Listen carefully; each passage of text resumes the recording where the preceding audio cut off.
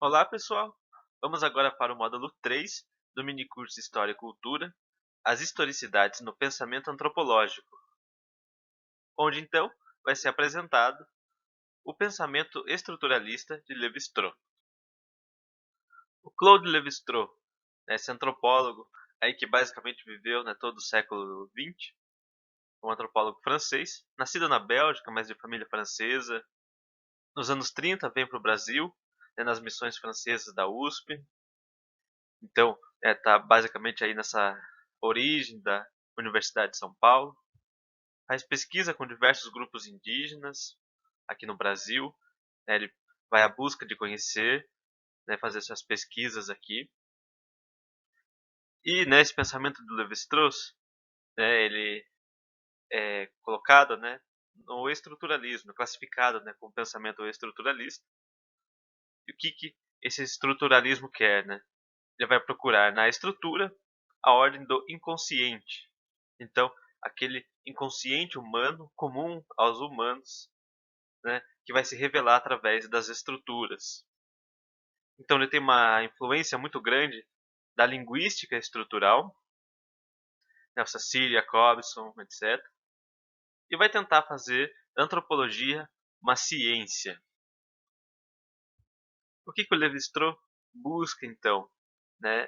Vai trabalhar com leis gerais, através de tipologias, por exemplo, tipologias de parentesco, como se organiza o parentesco aqui, como que dá para ser classificado, em outro grupo social como se classifica, e através desses tipos, descobrir o inconsciente, ou o pensamento, que ele vai chamar de pensamento selvagem, como se organiza, o totemismo, de que maneira ele representa uma tipologia, e aí, a partir disso, como eu posso descobrir esse inconsciente. As repetições, então, aquilo que acontece numa sociedade, e acontece em outra, em outra e outra, como que ela pode me ajudar, a encontrar leis universais. Se eu tenho sistemas, comuns, eu posso pensar em leis universais. De certa forma, o Lévi-Strauss está nessa busca, de fazer a antropologia uma ciência, encontrar leis, que dê conta, tipologias, estruturas inconscientes. Esse é o objetivo dele. O antropólogo, então, para entender o outro, ele tem que fazer uma tradução de símbolos, entender que a realidade é simbólica, os grupos, eles valoram as coisas, contrapõem certas coisas, organizam o mundo de certa maneira, através de valores simbólicos, através da cultura daquele grupo. Então, o que cabe ao antropólogo? Transformar a sua experiência subjetiva, a sua vivência pessoal com aquele grupo, em uma análise objetiva. O antropólogo tem experiência pessoal, tem sensações pessoais, mas a análise dele tem que ser objetiva.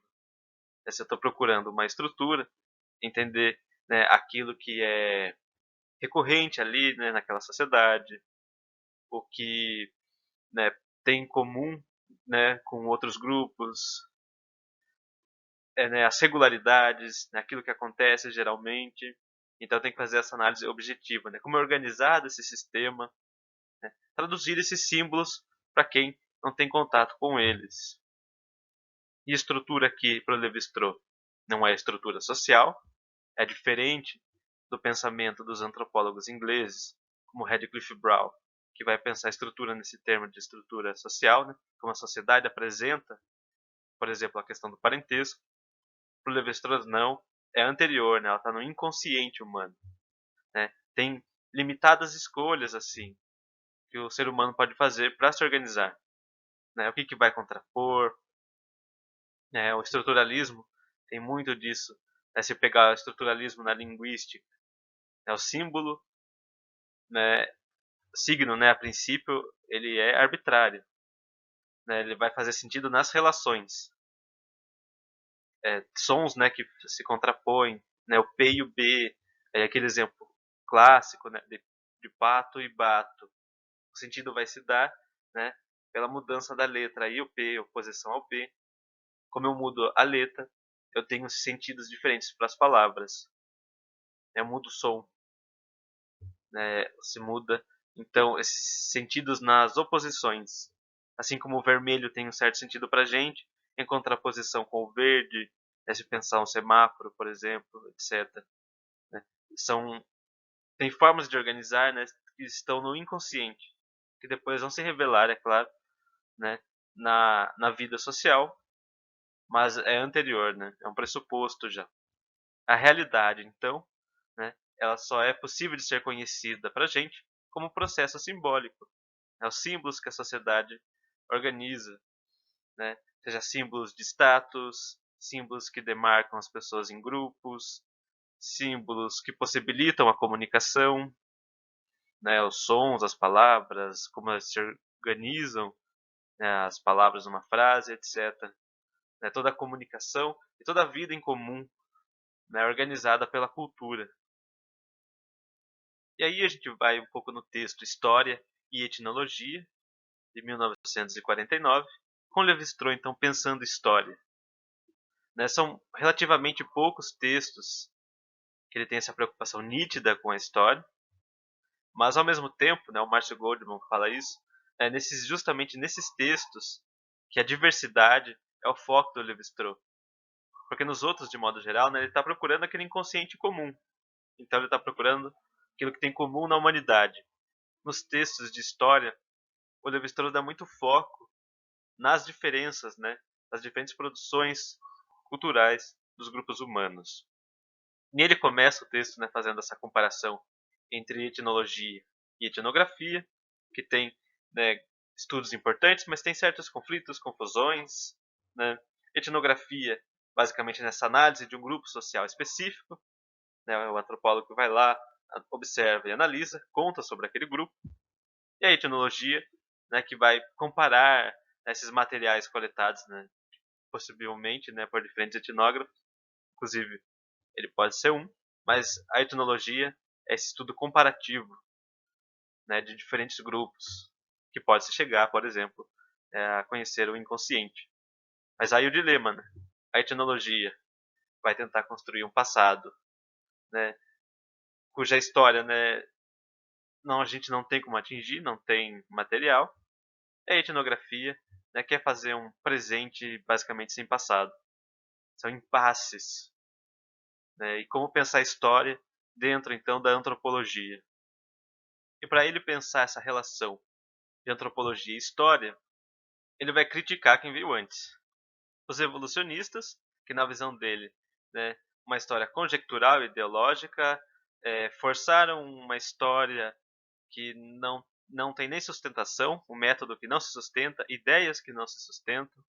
É uma visão muito parcial do mundo, pautada em valores europeus, com critérios europeus, e classificar as sociedades que estão no nosso presente como se fossem do passado. Sociedades que vivem ao mesmo tempo que a gente são contemporâneas, independente do modo, né, que vivem. Criticam boas também, por focar muito nessa investigação rigorosa de um grupo específico, estudo detalhado, né, distribuição geográfica, né, de cultura e de referências culturais, mas pouco se entra na questão da história, abandona, de certa forma, o estudo, né, da história. Ainda que o Boas insiste na importância, né, acaba não fazendo muito, seus seguidores menos ainda. Até que ele aponta, né, que o Malinowski, esses americanos, que vêm da influência do Boas,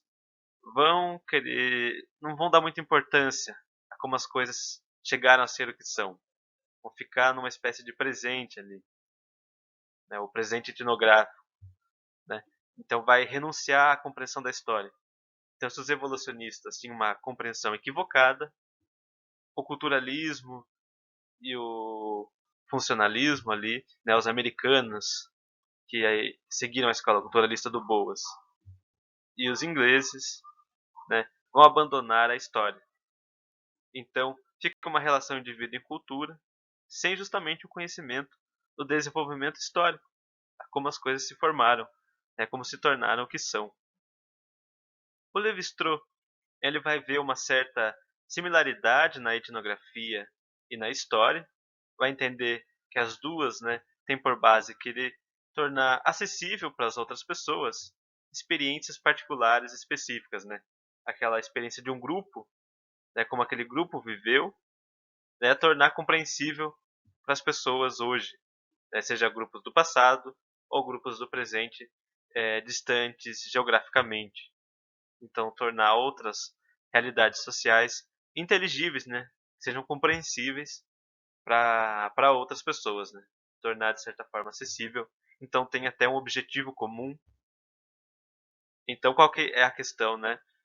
Esse debate etnologia e história tem como objeto mesmo a vida social, é isso que eles querem mostrar, diferentes vidas sociais, né, experiências, né, de vidas sociais específicas, né, no tempo e no espaço, para, né, um objetivo comum, né, a compreensão do ser humano, as ciências humanas, tentando compreender, né, como o ser humano se organiza, né, o que é o ser humano de certa forma.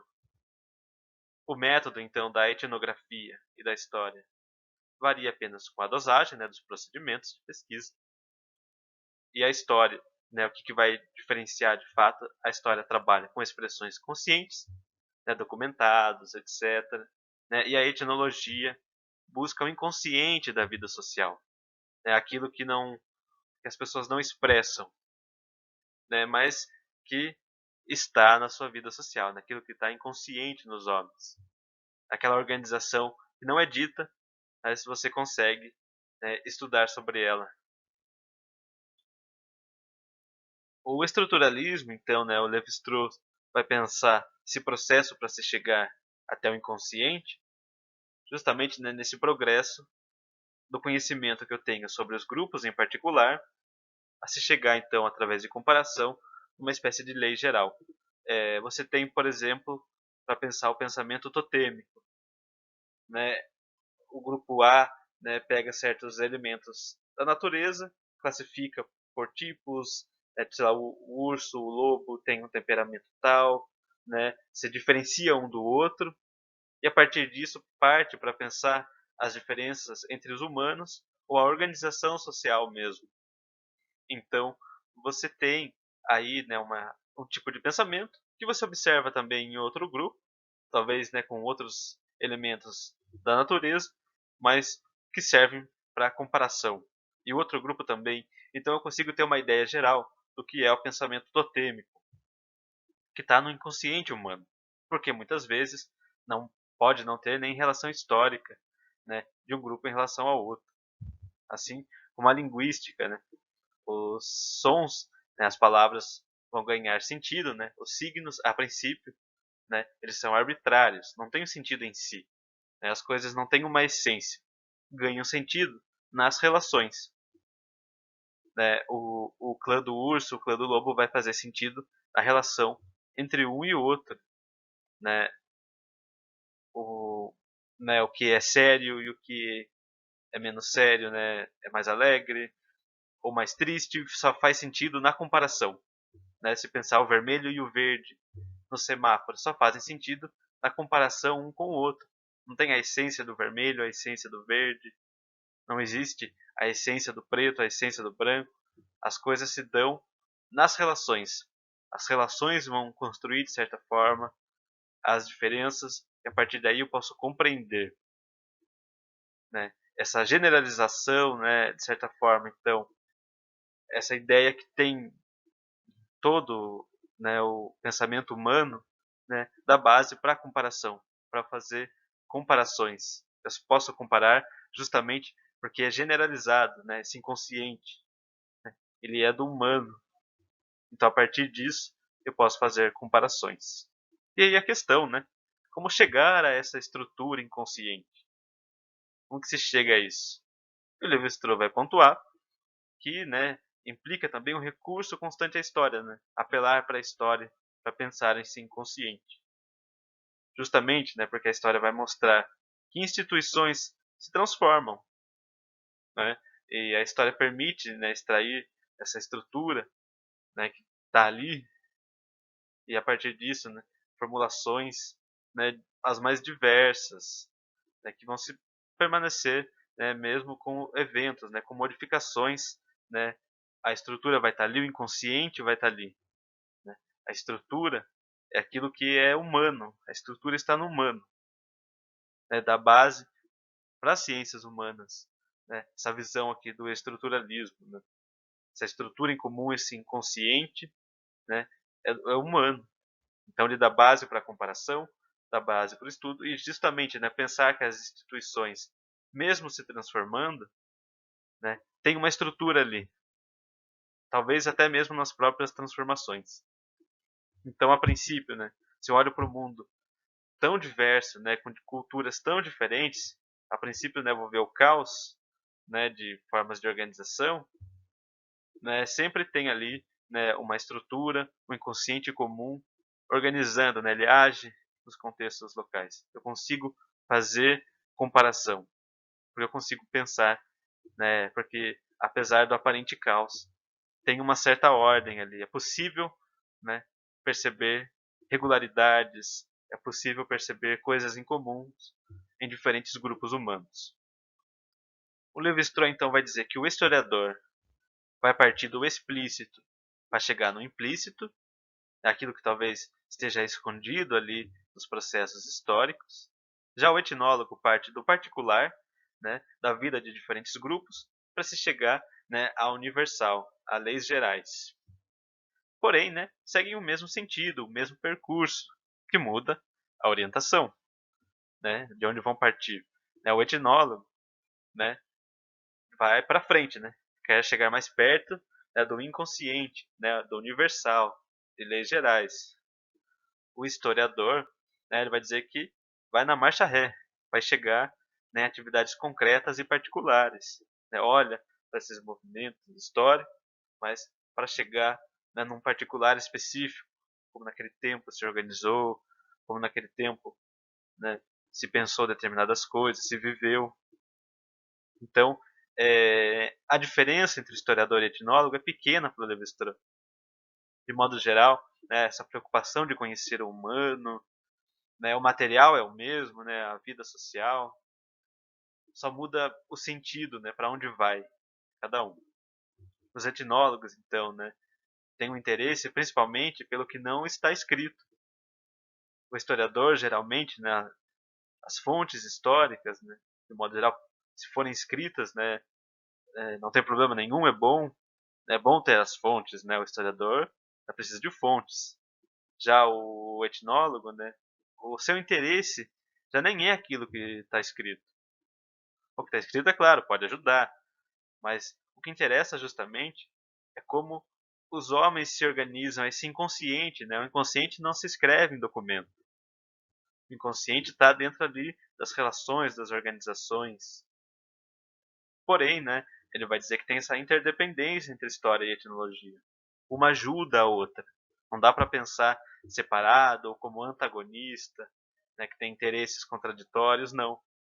Quando ele mostrou, né, as duas estão nesse esforço de entender o humano e uma ajuda a outra. O etnólogo pode contar com a história para entender, né, uma estrutura, para chegar, né, ao inconsciente. E o historiador pode contar, né, com esse estudo do inconsciente para pensar também uma organização social, né, para se chegar, né, a um objetivo, né, compreender um processo histórico, etc.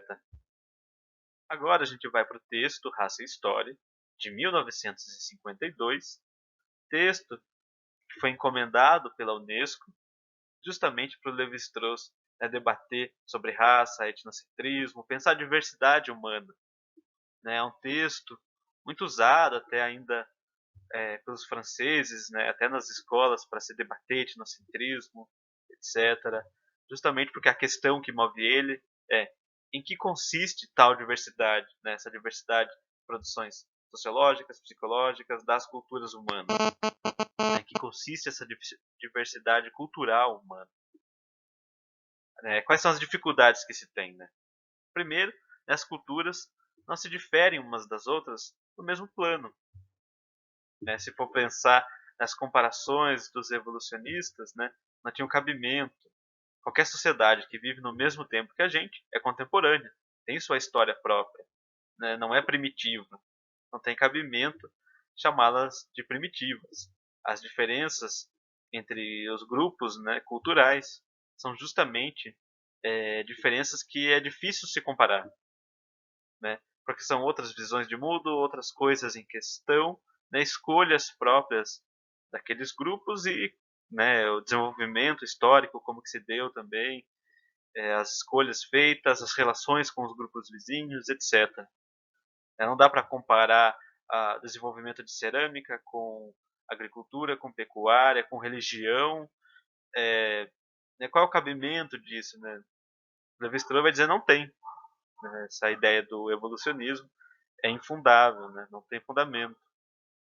Para pensar, então, né, justamente essas diferenças culturais, né, o Levi-Strauss vai perceber, né, duas forças, né, que trabalham justamente em direções opostas uma à outra, que é a tendência, né, de manter particularidades, né, de querer manter, né, certas coisas, não querer que certas coisas mudem, e ao mesmo tempo, né, tentar, né, se aproximar de outros grupos, né, vai ter uma convergência, um assemelhamento, né, usar certas técnicas que outros grupos usam, né, a influência de um pensamento filosófico, religioso de outro grupo, etc.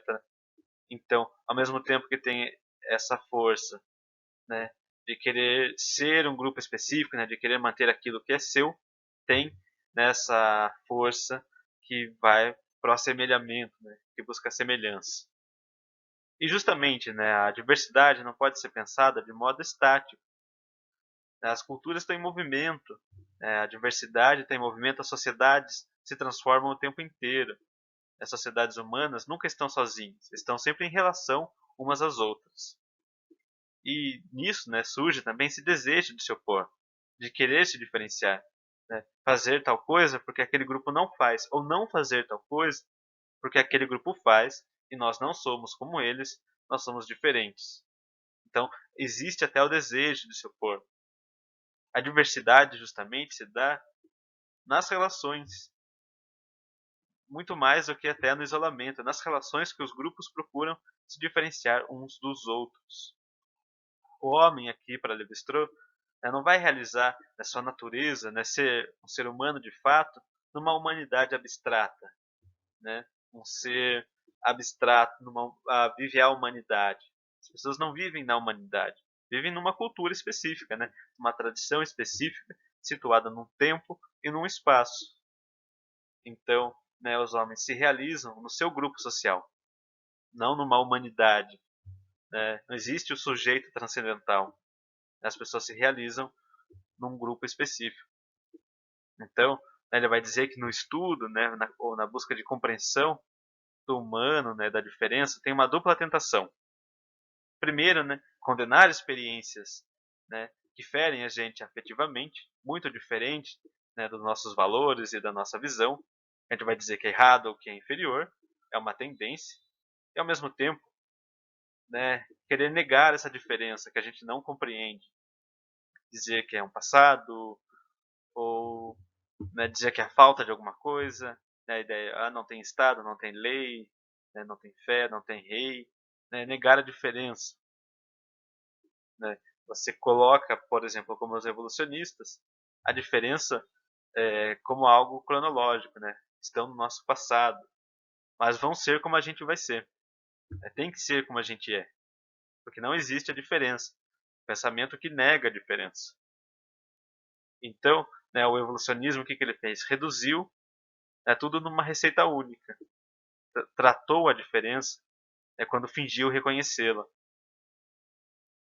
E o Levi-Strauss frisa justamente a ideia de que toda a sociedade humana, né, tem história. Né? Talvez a gente não conheça ou não compreenda os processos de formação de história daquele grupo social, mas tem uma história.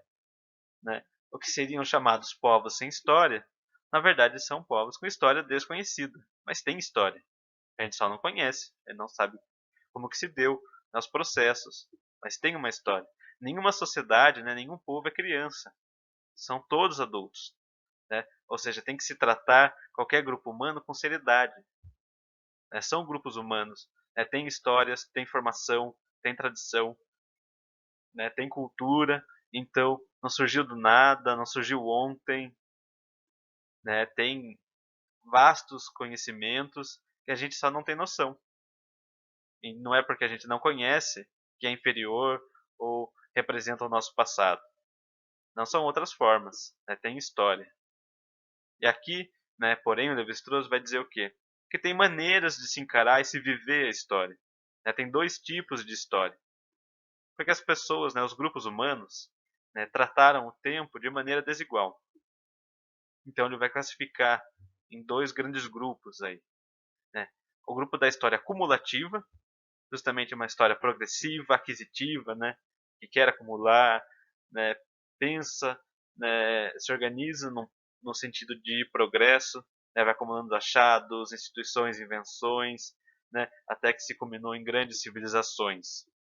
E ao mesmo tempo tem a história estacionária, que é ativa, mas o fluxo ali da história, né, é diferente. É toda a inovação, né, é tratado dentro ali do ciclo, né, de certa forma, para que não se afaste daquele modo de vida. É uma busca de se manter.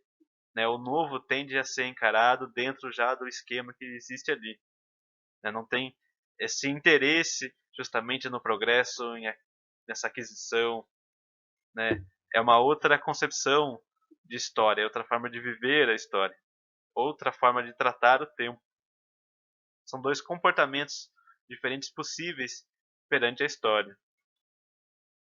Né? O que se trata, então, melhor nessa história cumulativa? Ela se desenvolve, né, no sentido como a nossa. É mais até uma visão nossa, né, uma questão muito mais subjetiva do que objetiva. Né? Porque essa cultura se desenvolve de uma maneira que para a gente, né, é compreensível. Dá para ver um certo progresso, porque ela segue a mesma linha, né, de organização da nossa história.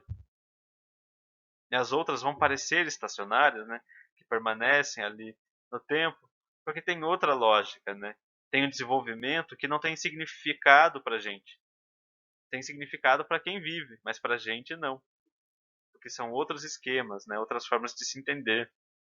Então, né, aquilo que a gente tem como referência para pensar os outros grupos sociais não serve de medida para a organização daquele grupo. Então a gente vê como história estacionária.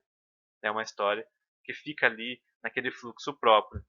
Mas é uma visão subjetiva, né, de quem está olhando para esse grupo, não do próprio grupo em si. Aquele grupo também não está parado. Tem transformações, tem processos, mas não tem significado para a gente. Para quem está de fora, né, para outro grupo que está de fora, pode olhar e não ver sentido naquilo. Mas é muito mais o olhar de quem está de fora do que aquele próprio grupo em si. Então, o que o Levi-Strauss coloca, né, é que a historicidade, né, essa riqueza de uma cultura, né, que a gente olha e percebe isso, né, não é função das propriedades intrínsecas, né, mas como a gente se relaciona com ela, né, como a gente encara ela. Quem está analisando vai observar, né, vai muito mais do ponto de vista do observador, né. De certa forma, então, é uma história parece cumulativa para mim, se está dentro da minha lógica, né, de pensar a história e a cultura, etc. Né, segue parâmetros parecidos, então você consegue ver essa, né, essa história cumulativa em paralelo. Mas histórias que seguem outros fluxos, né, para quem segue o mesmo fluxo, né, para quem, né, o né, pesquisador, para o observador que tem um fluxo diferente, né, essa sociedade parece que não sai do lugar, mas é porque justamente o fluxo é outro. Né, não tem sentido para quem está observando. E aí é uma visão de história muito mais subjetiva, né, de classificar o outro, né? Classifico como cumulativo aquela história que faz sentido para mim, né, que segue os mesmos rumos que a minha história, que é a história do meu grupo social. Aquelas que eu não compreendo, né, tem essa tendência de ver como estacionária. Então, é uma visão do ponto de vista do observador. Essa oposição, né, culturas progressivas e culturas inertes, é uma diferença de foco. Não é da própria cultura, não é da própria sociedade, mas é de quem está analisando vai ver essas diferenças. Então, cabe à etnologia moderna, né, justamente captar as origens ocultas dessas opções, né, tentar entender como aquele grupo, né, fez as escolhas que fez, qual é a lógica dentro daquele grupo, né? Por isso justamente a etnologia, né? Compreender, né, a lógica daquela história, daquele povo, daquele grupo, que ele tem uma historicidade diferente, né? Uma forma de construir a história que não a mesma forma que a nossa. Por isso parece às vezes parada no tempo, mas é porque é um outro tempo, né? São outras escolhas. E aqui o Levi-Strauss, né, trabalha muito bem essa ideia da diversidade, né? A diversidade. E justamente a gente pode não compreendê-la porque nossa visão é limitada. Para pensar justamente então essa história cumulativa, né, ele dá o exemplo da roleta. Se eu quero, né, dois números consecutivos, né, pode acontecer até, não é nenhum absurdo, acontece em uma certa frequência, né, cair, sei lá, 18 e depois a 19, né, numa aposta. Ele vai comparar isso, né, com, de certa forma, o progresso das culturas. Né? Eu quero 18 a 19, posso até conseguir com certa frequência. Agora, se eu quero 18, 19 e 20, né, sequência de 3, já pode ser mais raro.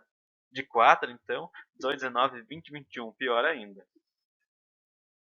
Então, ele vai dizer, se a gente tem atenção voltada para séries longas, né, se eu desejo nessa série de 4, 5 números, qualquer série de 2 parece que são números aleatórios.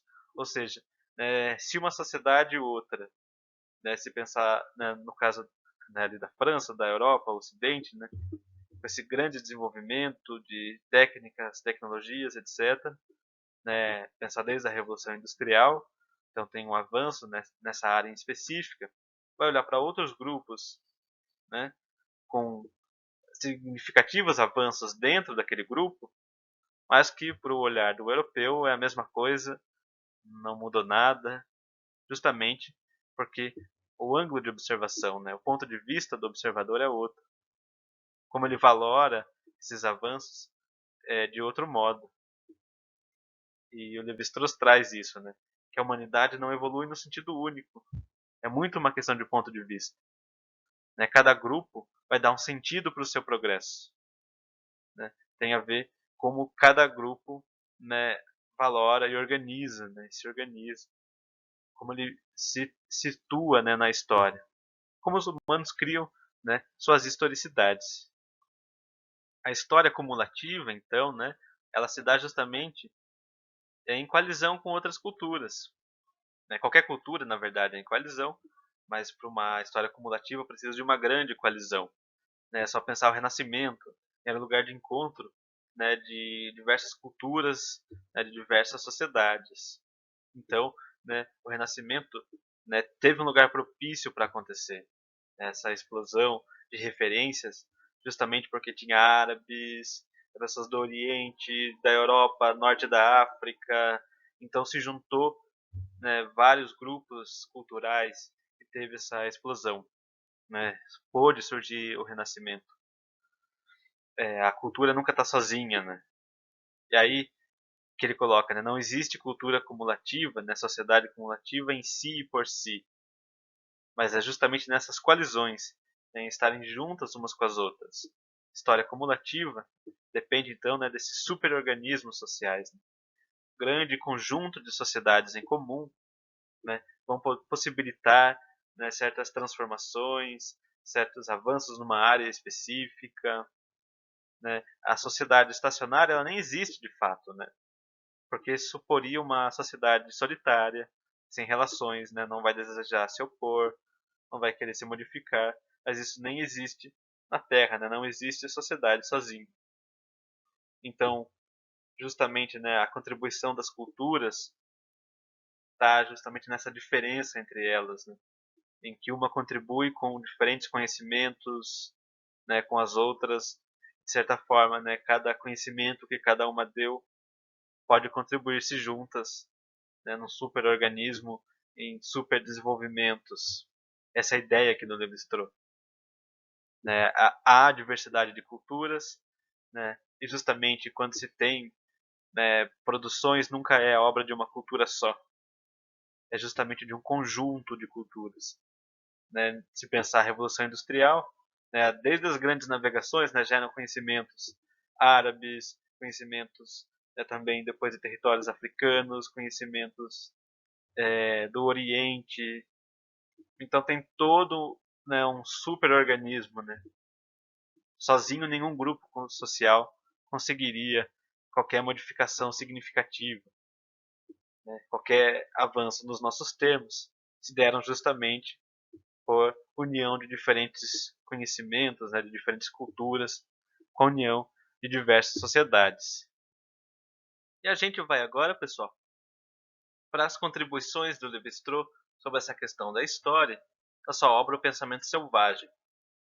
Mais especificamente, né, ele vai dar foco para essa questão nos 2 últimos capítulos do livro. O que é o pensamento selvagem? É justamente o pensamento não domesticado, não é o pensamento do selvagem. É o pensamento, né, em, sua, é, em seu estado selvagem. É justamente o pensamento que não é domesticado, como é, por exemplo, o pensamento científico, né, que tem métodos, abstrações. O pensamento selvagem, né, é uma ciência do concreto, né, daquilo que é vivido. Ele dá o exemplo pelo totemismo. Você tem uma série natural, né, os seres humanos observam, por exemplo, dentro da natureza, as diferenças entre, sei lá, o urso, o lobo e o jacaré. E a partir disso, né, constroem, né, numa certa homologia, né, percebem similaridades numa série cultural, né, seja de temperamento ou características físicas, etc. E aí você pode até, né, formar clãs, né, o clã do urso, o clã do jacaré, que se espera mais ou menos, né, certos temperamentos, né, em relação ao outro grupo, né, sempre um em relação ao outro, tem uma comparação, né, você observa nas naturezas certas características e traz essas características para pensar, né, a cultura. E ele traz também que a história, né, nas sociedades, né, que usam do pensamento totêmico vai estar submetida a esse sistema totêmico de organização. E aqui acho que o grande, né, mote aqui desse texto é essa distinção entre sociedades frias e sociedades quentes. O que seriam as sociedades frias? Sociedades que procuram, né, através de suas instituições, né, anular, né, esses efeitos dos fatores históricos. Né? Essa ideia de linearidade, progresso, são sociedades que tentam manter, né, o certo fluxo histórico, impedir que haja, né, esses acúmulos, ou que seja uma história muito movimentada. Né? Ela tenta trazer, por exemplo, a diferença e as outras coisas dentro de sua lógica, né? Impedir que a história rompa, né, a ordem social. E aí o exemplo do totemismo, né? Tentar categorizar as diferenças dentro de uma ordem cultural, justamente de modo que a história seja lida a partir daquele pensamento, e não uma história, né, se for pensar a história quente aqui, né, que é interiorizada essa ideia do devir, né, do desenvolvimento, do progresso. Então é uma história que busca a história fria, né, se manter, né, aquela cultura quer se manter, né, não quer perder, né, a ordem para a história. A história quente não, né, a própria ordem, essas modificações, é o desenvolvimento. Então o que o Levi-Strauss traz aqui, né, que há vários tipos de encadeamentos históricos, né, várias maneiras de se organizar a história e acontecimentos que são cíclicos, né? Por exemplo, as estações, vida individual, trocas de bens ou serviços, né? Coisas que acontecem, né, que elas voltam, né, tem um tempo cíclico. Né? As estações sempre estão voltando, né, as trocas de bens, né, você troca, né, você espera a reciprocidade, né? Com quem troca um bem, quer outro bem, espera outro bem e assim vai. Né? Não é um acúmulo, né? Não é só alguém que dá. A relação de reciprocidade é justamente sempre ter trocas entre, né, ambas as partes. E que se repetem justamente nessa lógica até nas histórias quentes, né? Se a gente for pensar, né, o Ocidente tem, né, os meses do ano, as estações, etc. E essas mudanças, né, não alteram a estrutura. Né? Essas mudanças de estações, etc., né, a estrutura faz uma leitura, né, desses diferentes momentos. As sociedades frias, né, se organizam de tal maneira, né, que, né, que o tempo vai pouco influir sobre a própria ordem, né, sobre o conteúdo daquela cultura. Né? Vai ser captado, né, vai ser vivido a história de um outro modo. Então ele vai colocar, né, óbvio, né, que toda a sociedade está na história, né, toda a sociedade muda, contudo, né, os grupos humanos vão reagir de diferentes maneiras em relação à história. Né? A condição, né, de estar na história, de mudanças é comum. O que muda é o modo de se portar diante da história. Não dá para esperar que todo grupo social vá agir conforme os meus valores, conforme a minha visão sobre a história. Algumas sociedades aceitam, gostando ou não das mudanças, mas tem que aceitar.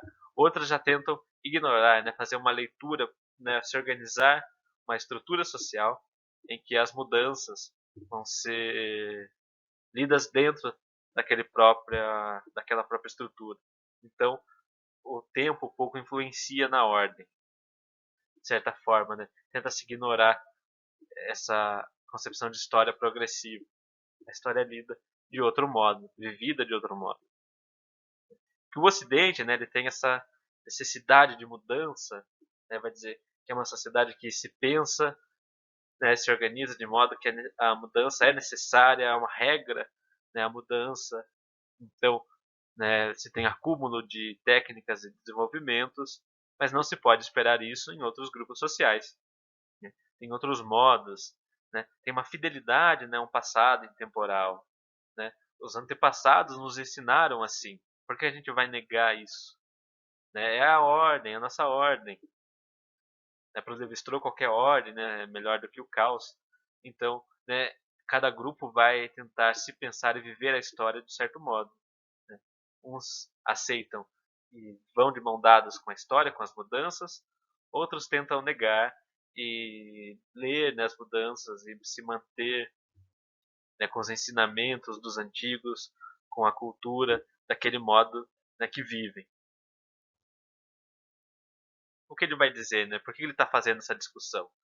Ele está fazendo essa discussão principalmente com Sartre, que ele vai dizer que pensou a história, né, numa visão, né, de valorizar a história como aquilo que tem, né, de mais humano, né, fazer uma concepção basicamente mítica da história, né, do ser humano é um ser histórico, de progresso e etc. Enquanto, né, se tem uma valorização, né, dessa dimensão temporal, né, que deixa de lado, né, outras questões, né, outros modos de se viver que não se privilegiam a história. Grupos que dão preferência a uma organização espacial e não temporal. Né, grupos que preferem, né, organizar, sei lá, seus clãs, suas visões, né, sua própria, né, organização da vida comum. Né? Você pensar uma aldeia que divide de um lado, fica tal clã, do outro, o outro.